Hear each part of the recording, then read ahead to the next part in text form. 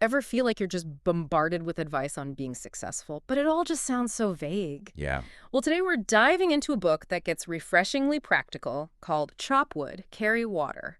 Ready to get our hands dirty and uncover some real-world wisdom. Absolutely. And I think what's so clever about this book is it takes something we usually consider, kind of mundane, like they're literally chopping wood, carrying water, Right. and turns it into this powerful metaphor for how we approach any goal. It's almost like a reality check, right? Yeah. Because we're so used to the highlight reels, those overnight success stories. hmm But this book is pulling back the curtain on all that unglamorous work that goes on behind the scenes. Exactly. And it resonates because psychologically, our brains are wired to grow most when we're challenged, not when things are easy. Yeah. Think of it like building a muscle. You don't get stronger by lifting the lightest weight. You need the resistance. You need to push your limits. Okay, I'm loving that analogy already. Good.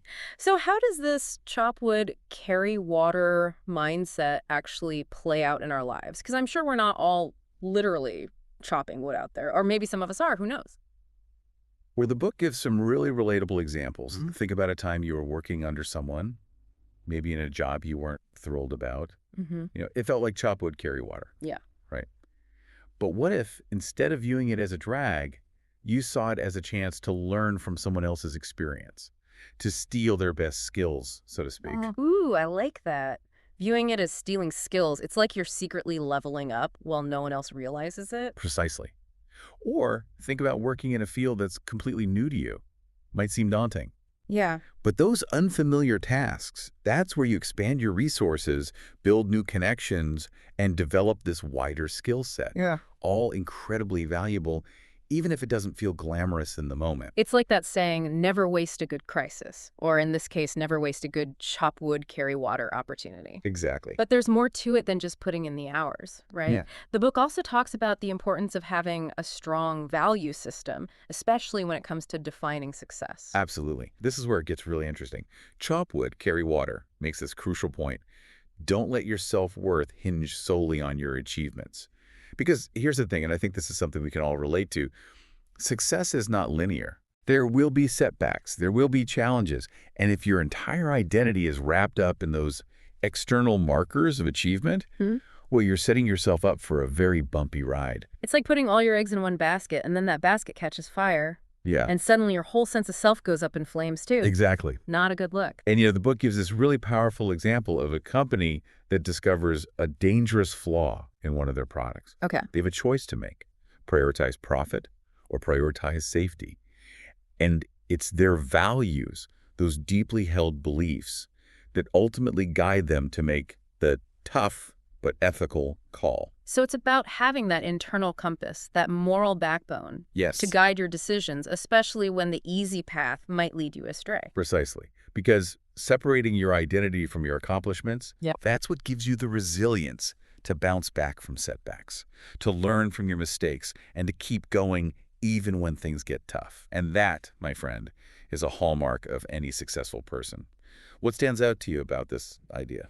You know what really resonates with me is that this isn't about lowering your ambitions. It's about shifting your perspective on the process of achieving them. Hmm. It's about finding fulfillment in the journey itself, not just the destination. And that's where chop wood, carry water really shines, you know? Yeah. It reminds us that even when we're in the thick of it, slogging through those chop wood, carry water moments, they're still meaningful. They're building towards something bigger. Exactly. It's about focusing on the why behind your goals. When your values are clear, it makes those day-to-day decisions, especially the tough ones, so much easier. It's like that classic saying, the journey of 1,000 miles begins with a single step. Right. But this book takes it a step further. It's not just about taking that first step. It's about taking each step after that with intention, with purpose, and making sure those steps are aligned with what you truly value. And that's where persistence and focus come into play. The book uses this really good analogy of hitting the nail with a hammer.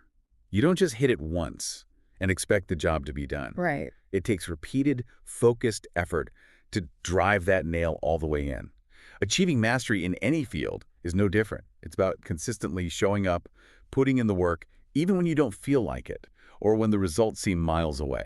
It's interesting you mentioned mastery because we often think of it as this mystical thing, like something you're either born with or you're not. But the book seems to suggest that it's much more about deliberate practice.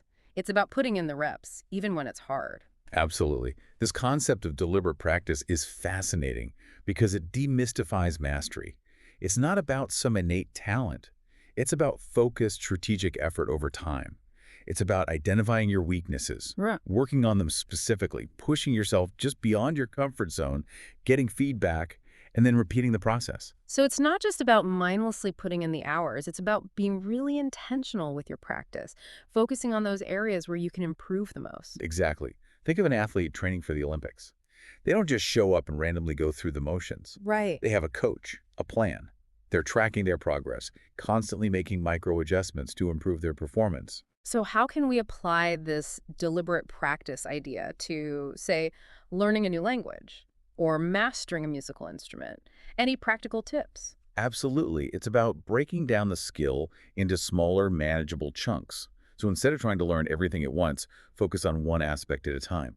If you're learning a language, maybe you dedicate 1 week to mastering basic verbs, another week to mastering pronunciation. I like that. It's about those small wins, those little victories that keep you motivated and build momentum.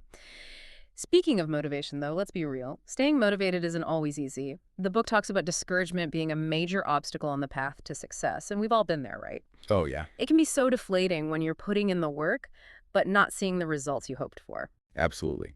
Discouragement is a very real part of the journey. And, the book offers some surprisingly simple yet powerful advice for overcoming it. It starts with taking control of your information diet. Your information diet. Tell me more about that. Think about it. If you're constantly bombarded with negativity, comparing yourself to others, or consuming content that makes you feel inadequate, it's going to be really tough to stay motivated. It's like that saying, you are what you eat, but for your mind.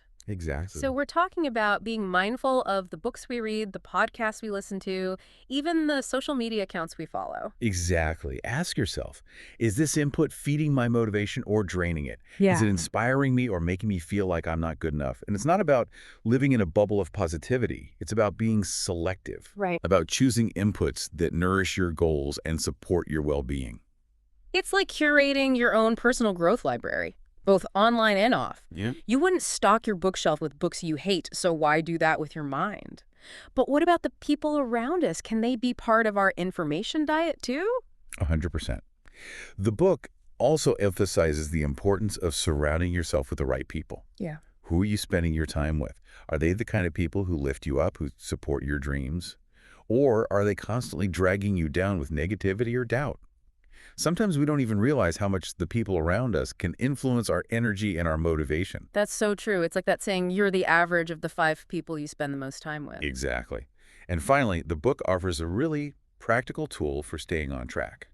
Time tracking. I know. It might sound kind of boring, Yeah. but trust me, it can be incredibly eye-opening. Okay, I'll bite. How does time tracking help us overcome discouragement and achieve our goals? It's about taking an honest look at how you're actually spending your time. Because here's the thing, we can have the best intentions in the world, Right. but if our actions don't align with our goals, we're not going to see the results that we want.